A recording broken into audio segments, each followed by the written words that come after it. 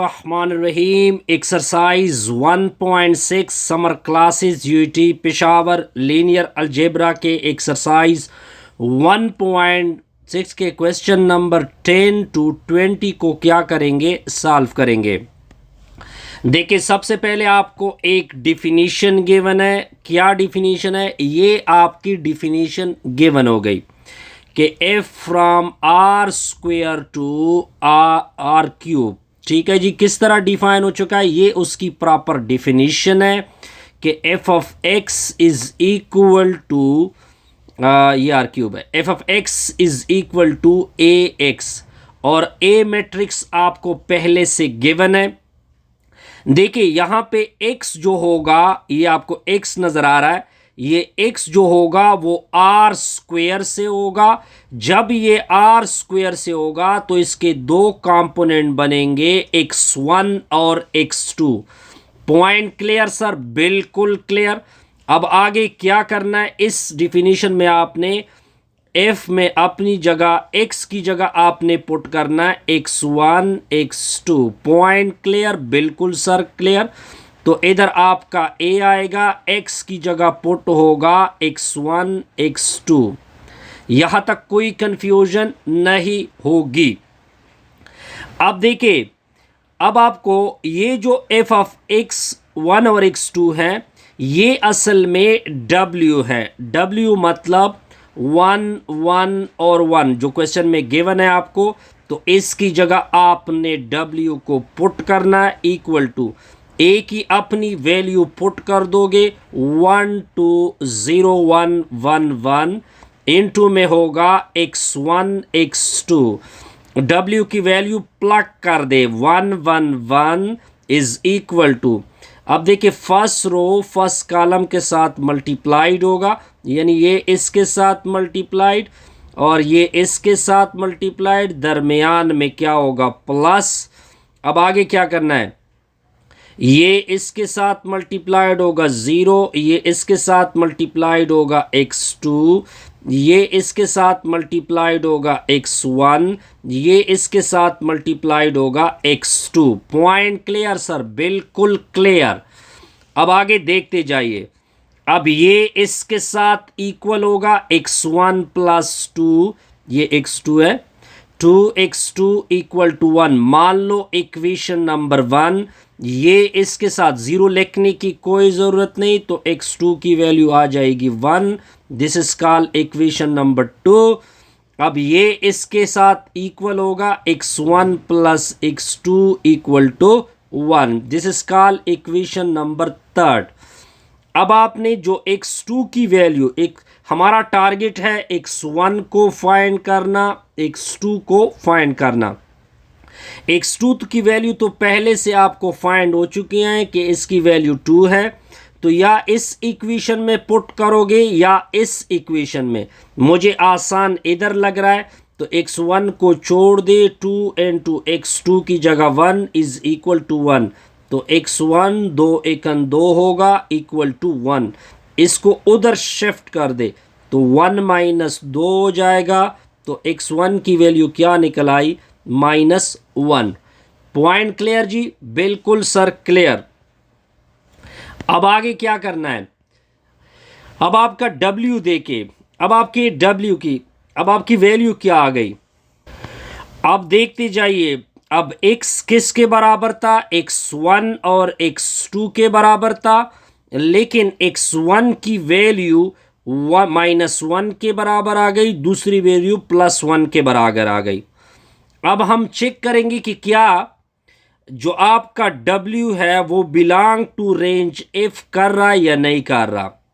अब इसके चेक करने का क्या तरीका है, w बिलोंग करेगा रेंज f में अगर हमारा जो ax है उसका रिजल्ट w के बराबर हो जाए।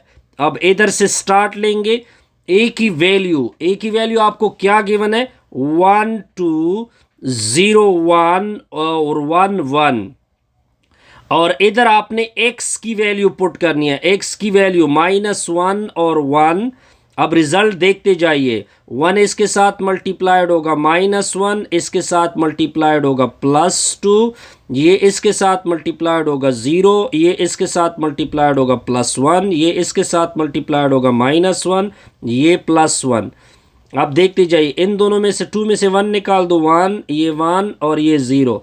अब अगर आप देखें, ये तो W के बराबर नहीं आ गया क्योंकि हमारा W बराबर था 1 1 1।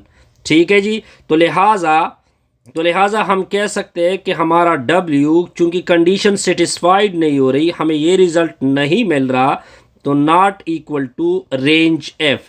यहां तक क्लियर जी, बिल्कुल क्लियर। अब जाएंगे जी नेक्स्ट प्रॉब्लम के ऊपर। अब जाएंगे जी प्रॉब्लम नंबर किस की ऊपर? प्रॉब्लम नंबर 11 के ऊपर। वही तरीका, वही स्टेप है। W की वैल्यू आपको गिवन है 0 0 और 0। आपकी डिफिनीशन क्या गिवन है? आपकी डिफिनीशन गिवन है f from r square to r का क्यूब। किस तरह डिफाइन हो चुका है? f of x is equal to w। अब इधर से आपका x आएगा, x बिलोंग टू r का स्क्वायर। जब x बिलोंग टू r का स्क्वायर होगा तो इसके दो कंपोनेंट बनेंगे। अब आपने इस डिफिनीशन में पुटिंग करना है, और आपको डिफिनीशन क्या गिवन है? f of x equal to ax। ये भी अपने जहन में नोट कर दे। अब देखते जाइए, इस f ऑफ x की जगह आपने ax को पुट करना है इक्वल टू में w। अब देखिए, a अपनी जगह, ये x की जगह पुट होगा x1 और x2 इक्वल टू में w 0 0 0, क्योंकि w की ये वैल्यू आपको गिवन है। अब a की वैल्यू को प्लग कर दे, 1 2 0 1 1 1 इनटू में होगा x1 x2 इक्वल टू में होगा 0 0। अब आगे देखते जाइए। अब आपने इसको एक मल्टीप्लाइड करना है, तो ये आपका x1 आएगा, इसको इधर मल्टीप्लाइड करोगे 2x2, ये इसके साथ मल्टीप्लाइड होगा 0, ये इसके साथ मल्टीप्लाइड होगा x2, ये इसके साथ मल्टीप्लाइड होगा x1, ये इसके साथ मल्टीप्लाइड होगा x2 इक्वल टू में 0 0 0। ये इसके साथ बराबर हो जाएगा x1 plus x2 equal to 0। ये इसके साथ बराबर हो जाएगा x2 इक्वल टू 0। ये इसके साथ बराबर हो जाएगा x1 plus x2 equal to 0। अब देखिए, x2 की वैल्यू 0 हो चुकी है, इसको इधर प्लग कर दोगे तो x1 plus 2 into 0 equal to 0। तो x1 ये 0 हो जाएगा, x1 की वैल्यू भी 0 हो गई। अब आपकी x की वैल्यू क्या थी? x1 x2 थी, तो x की वैल्यू आ जाएगी x1 की जगह 2 और x वगैरह 0। अब हमने ये चेक करना है कि क्या W बिलोंग कर रहा है रेंज F में और नॉट। तो हम किस तरह चेक करेंगे? हम इस तरह चेक करेंगे कि अगर ax का रिजल्ट W के बराबर आ गया तो condition satisfied, otherwise not satisfied. तो a की वैल्यू 1 2 0 1 1 1 इनटू में मल्टीप्लाइड होगा x की वैल्यू क्या है? 0 0 इक्वल टू, रिजल्ट देखते हैं कि क्या W आ रहा है या नहीं। ये इसके साथ मल्टीप्लाइड होगा 0 और ये 0 ये 0 ये 0, तो बिल्कुल 0 0 आ रहा है। क्या ये आपका W है कि नहीं है? बिल्कुल W है। तो इसका मतलब है कि W belong to range F। Point clear sir? बिल्कुल क्लियर। ये आपका टारगेट था, ये बिल्कुल करेक्ट है W। अब जाएंगे जी एग्जाम क्वेश्चन नंबर 12 के ऊपर। तो क्वेश्चन नंबर 12 को देखते जाइए। अब आपको डिफिनीशन क्या गिवन है? f from r square to r cube है। किस तरह डिफाइन हो चुका है? ax equal to f of x is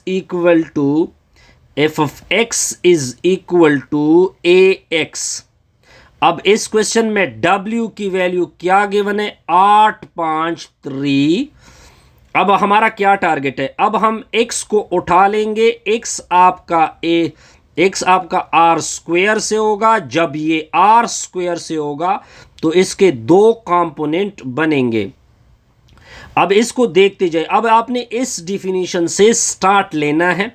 f of x is equal to ax। f of x का मतलब w होता है, तो इसकी जगह w पुट होगा। इधर a है, a की वैल्यू 1 2 0 1 1 1।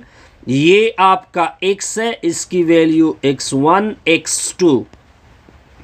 अब आपने W की वैल्यू को पुट करना है। W की वैल्यू है 853 इक्वल टू, ये सिंपल मल्टीप्लिकेशन, ये मल्टीप्लाइड करोगे x1, इधर मल्टीप्लाइड करोगे 2x2, ये उधर मल्टीप्लाइड होगा 0, ये इधर मल्टीप्लाइड होगा x2, ये उधर मल्टीप्लाइड होगा x1, ये इधर मल्टीप्लाइड होगा x2। ये इसके साथ इक्वल हो जाएगा। x1 plus 2x2 equal to 8। x2 की वैल्यू आपकी 5 आ चुकी है। x1 प्लस x2 की वैल्यू 3 आ चुकी है। अब आपने सिंपल करना क्या है, अब आपने ये x2 इधर पुट करना है। तो x1 प्लस 2 इंटू 5 बराबर है 8। तो ये 5 दूने 10 होगा। तो x1 प्लस 10 आएगा इक्वल टू 8। इसको उधर शिफ्ट करोगे तो 8 में से 10 ठीक हो गया जी। तो x1 की वैल्यू आ जाएगी, कितनी आएगी, -2। Point clear. अब दोनों वैल्यू आ चुकी है। अब आपने चेक करना है, अब आपने क्या चेक करना है कि क्या W बिलोंग करता है रेंज F में और नॉट। बस सिंपल तरीका क्या है कि आपने AX को W के बराबर करना होगा। अब आपका x क्या आ गया, x1 की वैल्यू -2 और x2 की वैल्यू 5। अब इधर इस लेफ्ट साइड से स्टार्ट लोगे। ax is equal to a की वैल्यू 1 2 0 1 1 1, x की वैल्यू -2 5। अब मल्टीप्लिकेशन देखते हैं कि क्या w आ रहा है या नहीं। 1 -2, ये -2, 5 दूने 10, ये 0, ये +5, ये -2 +5। अब आप देख सकते हैं कि रिजल्ट आ गया 8 5 3। ये आपका बिल्कुल W है। तो इसका मतलब ये बना कि ये तो W आ गया। तो इसका मतलब है कि W belong to range F। कोई कंफ्यूजन? नो सर, कोई कंफ्यूजन नहीं होगी। अब जाएंगे जी नेक्स्ट प्रॉब्लम की तरफ। तो नेक्स्ट प्रॉब्लम आपका है प्रॉब्लम नंबर 13। प्रॉब्लम 13 को देखते जाइए। W की वैल्यू आपको गिवन है 1 4 और 2। आपका डिफिनीशन है f from r square to r cube. किस तरह डिफाइन हो चुका है, f of x is equal to w, f of x is equal to ax। अब आपने इधर x उठा लेना है r स्क्वायर से। जब x r स्क्वायर से उठाएंगे तो इसके दो कंपोनेंट होंगे। ये f ऑफ x मतलब ये आपका w, a की जगह वैल्यू है 1 2 0 1 1 1, x की वैल्यू x1 और x2। w की वैल्यू क्या गिवन है, 1 4 और 2। मल्टीप्लिकेशन स्टार्ट करो, x1 प्लस 2x2। अब मैं देखे x2 आएगा, इन दोनों को सिंपल मल्टीप्लाइड करेंगे। ऑलरेडी मैं पहले मल्टीप्लिकेशन कर चुका हूं, x1 प्लस x2। अब आगे देखते जाइए, आगे क्या करेंगे, इसको फर्स्ट इक्वेशन को फर्स्ट से कंपेयर करोगे, is equal to 1। This is called equation number 1। x2 की वैल्यू 4 आ जाएगी। Point clear. इसको इसके साथ इक्वल करोगे, इज इक्वल टू 2। अब ये वाली वैल्यू इधर प्लग कर दे। तो x1 प्लस 2 इंटू 4 होगा इक्वल टू 1, 4 दूने 8, उधर शिफ्ट कर दो तो 1 माइनस 8 होगा। तो 1 में से 8 को सब्ट्रैक्ट कर दो तो ये -7 होगा। कितना होगा? -7। दोबारा मैं देख रहा हूं कि क्या मैंने कोई गलत तो नहीं किया है। बिल्कुल सर, फिट हो गया जी। ठीक है जी, यहां दोनों वैल्यू आपकी कंप्लीट, x2 की वैल्यू आ गई और x1 की वैल्यू भी आ गई। ठीक है जी। अब देखिए, अब ये दोनों वैल्यू आपने पहले इस इक्वेशन में पुट करने हैं कि क्या इससे इक्वेशन सेटिस्फाइड हो रहा है या नहीं। तो x1 की वैल्यू मैं पुट करूंगा -7 और x2 की वैल्यू पुट करूंगा 4, बराबर होना चाहिए 2 के। इससे तो -3 आता है, इससे 2 आता है, तो ये तो बराबर नहीं हो सकते। तो आगे आपने रेंज चेक ही नहीं करना, क्योंकि ये तो कंडीशन ही फेल हो रही है, इक्वेशन सेटिस्फाइड नहीं हो रहे, तो लिहाजा रेंज में नहीं जाएगा। W डजंट बिलोंग टू, बस इधर से मैंने डायरेक्ट चेक किया, जितना ऊपर मैंने क्वेश्चन में प्रोसेस किया ये प्रोसेस आपको जरूरत करनी नहीं पड़ेगी। अब देखते जाइए, अब प्रॉब्लम नंबर 14 को कवर करेंगे। तो प्रॉब्लम नंबर 14 को देखते जाइए। अब आपको डिफिनीशन क्या गिवन है? f from r square to r cube है। किस तरह डिफाइन हो चुका है? f of x is equal to ax। a की वैल्यू आपको गिवन है 1 2 0 1 1 और 1। पहले आपने x उठा लेना है r स्क्वायर से। जब x r स्क्वायर से होगा तो इसके दो कंपोनेंट बनेंगे। अब इधर इस इक्वेशन से स्टार्ट ले, ये f ऑफ x है, ये असल में w। a की वैल्यू आपकी है 1 2 0 1 1 1 इनटू में x और x1 और x2। w की वैल्यू को प्लग कर दो, 1 माइनस 1 1। अब दोनों को मल्टीप्लाइड करोगे, x1 plus 2 x2 x2 x1 plus x2। अब आपने कंपेयर करना है, ये इसके साथ इक्वल होगा, x1 plus 2 x2 equal to 1, equation number 1। x2 की वैल्यू -1, आप इसको दूसरा इक्वेशन भी कह सकते हैं, x1 plus x2 equal to 1। ये वाली वैल्यू इधर पुट कर दो तो x1 plus 2 into -1 equal to 1।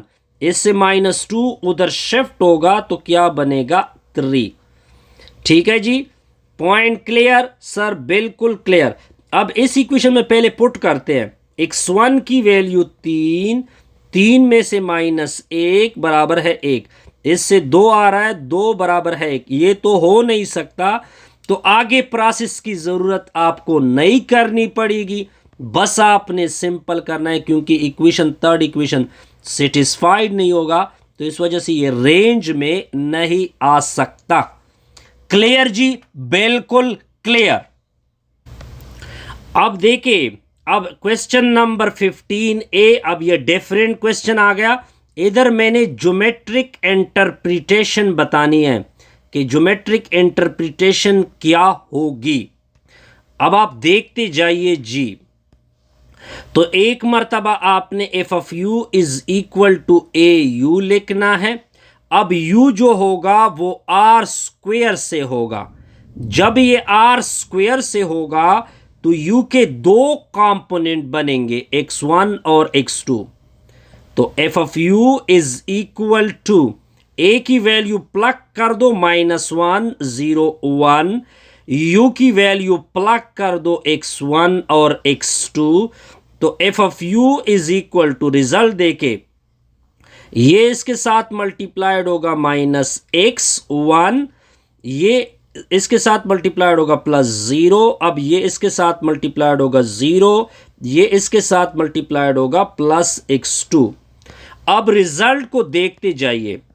तो f of u is equal to -x1 और x2।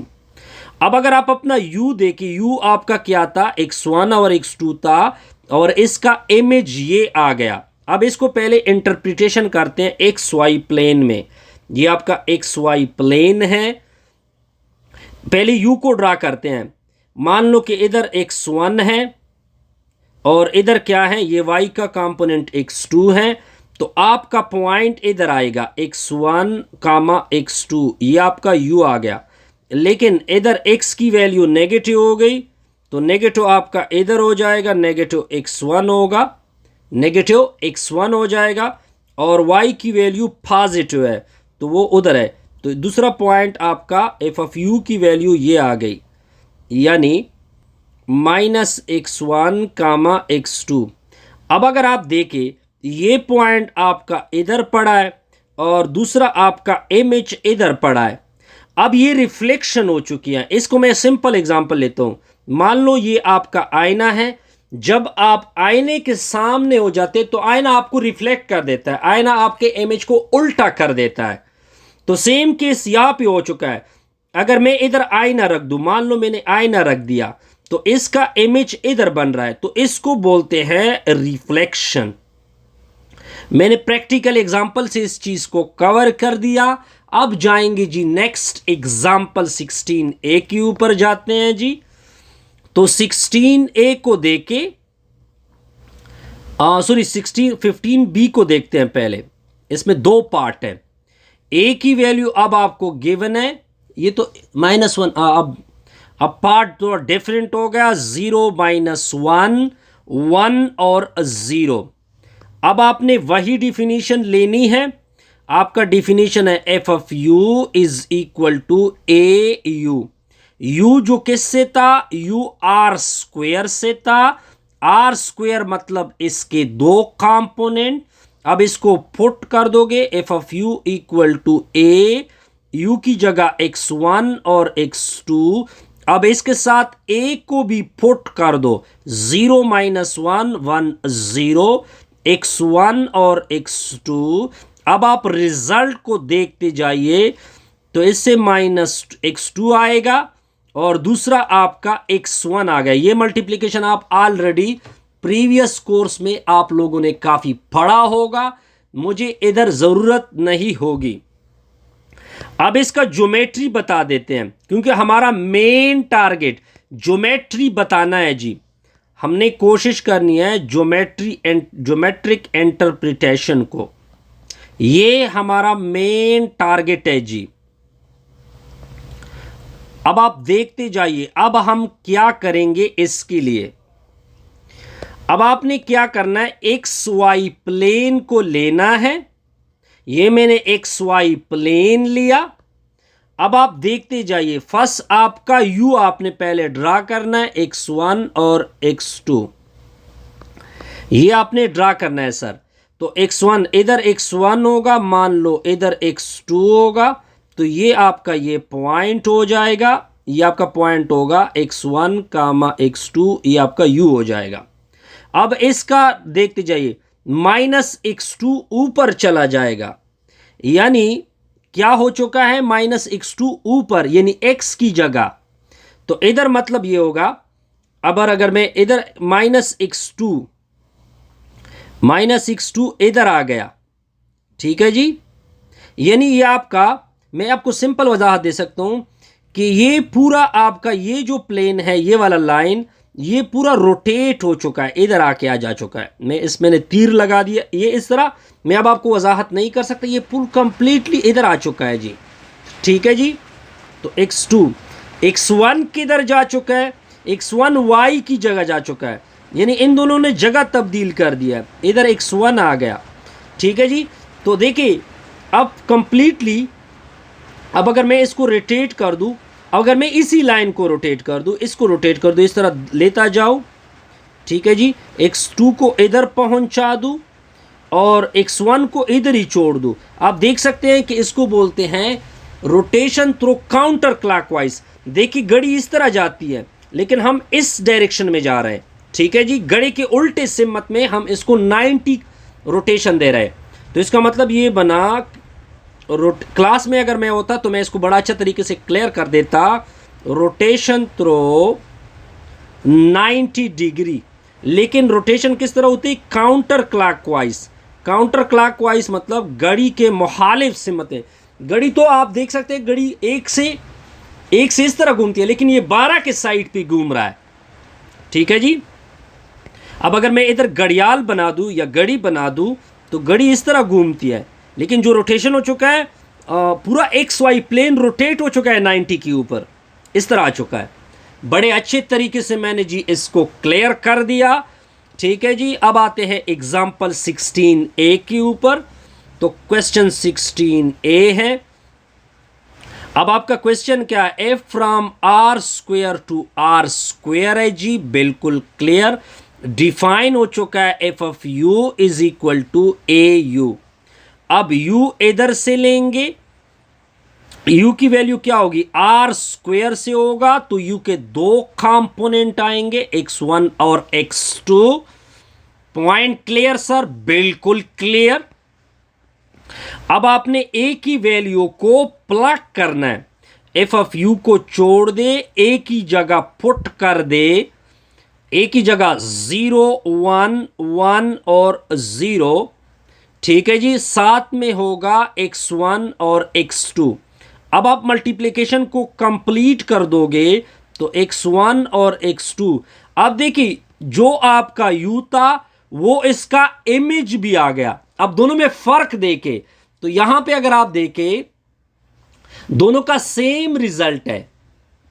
सॉरी, नो x2, यहां पे मैंने मल्टीप्लिकेशन गलत की, x2 और x1 आ गया, x2 और x1 आ गया, यानी यहां पे y आ गया, यहां पे x आ गया। अब इसको प्रैक्टिकल समझते हैं कि प्रैक्टिकल इसका मतलब क्या है।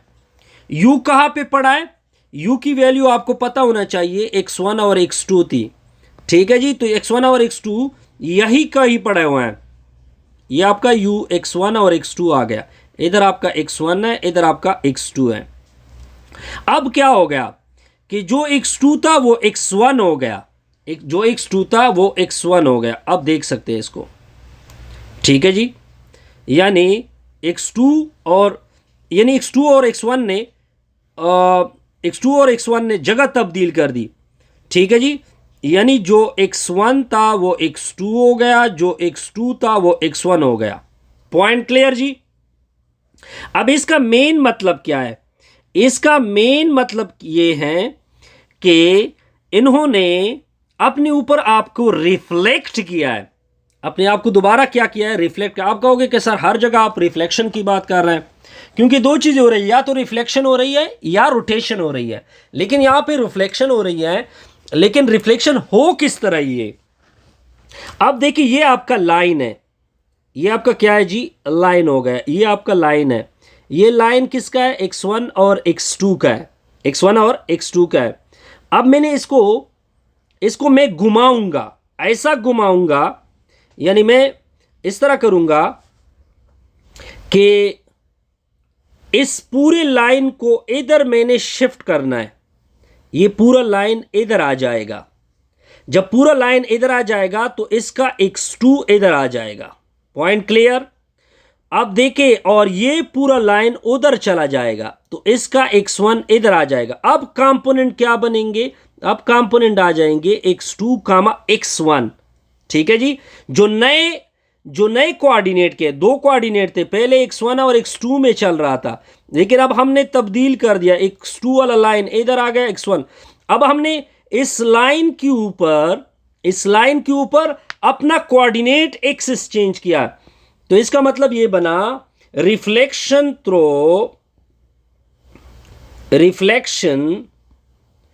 Throw a line. हमने लाइन के ऊपर, ये लाइन है ना, यानी लाइन क्या था? पहले x2 इक्वल टू x1 था, थ्रो रिफ्लेक्शन हमने इस लाइन के ऊपर की। ये जो मामला हो रहा है, ये इस लाइन के ऊपर हम कोऑर्डिनेट को क्या कर रहे हैं? चेंज कर रहे हैं। Point sir clear? सर बिल्कुल क्लियर होगा। अब बी पार्ट में आप लोगों के ऊपर छोड़ता हूं, तो आप लोगों ने खुद इसको देखना होगा। मैं प्रॉब्लम नंबर 17A के ऊपर आऊंगा। प्रॉब्लम नंबर 17, फिर इसका पार्ट है ए की वैल्यू है आपके पास 1 0 0 0। इसका पार्ट भी आप खुद कर सकते हैं, मैंने काफी वजाहत की है इसकी। ठीक है जी, अब देखते जाइए। अब आपका डिफिनीशन क्या है, f from r square to r square है। किस तरह डिफाइन हो चुका है, f of u is equal to a u लिखा हुआ है। अब आपने क्या करना है, अब आपने पहले u को लेना होगा, u आर स्क्वेयर से होगा इधर से, तो इसके दो कंपोनेंट बनेंगे x1 और x2। तो अब आपने क्या करना है, इधर से स्टार्ट लेंगे f ऑफ u, a की जगह वैल्यू पुट कर दो 1 0 0 0, इनटू में x1 और x2, तो f ऑफ u की वैल्यू आएगी, ये इसके साथ मल्टीप्लाइड होगा x1, बकाया तो दोनों क्या हो रहा है, 0 हो रहा है। अब आप देखते जाइए, पहला आपका कंपोनेंट u था आपका x1 और x2, और इसका इमेज आ गया x1 कामा 0। इसको प्रैक्टिकल ज्योमेट्री में प्लॉट करते हैं तो फिर आपको यह पॉइंट बड़ा अच्छा क्लियर होगा।